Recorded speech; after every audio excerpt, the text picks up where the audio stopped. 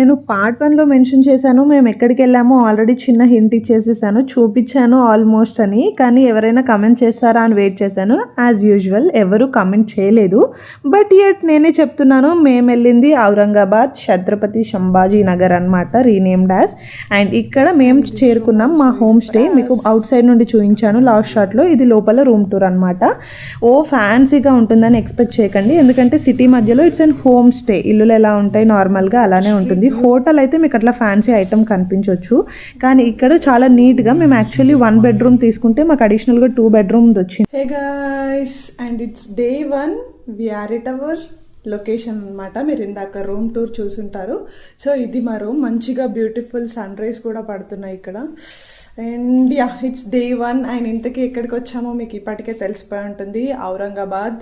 And it's Chhatrapati Sambhaji Maharaj railway station, they renamed as.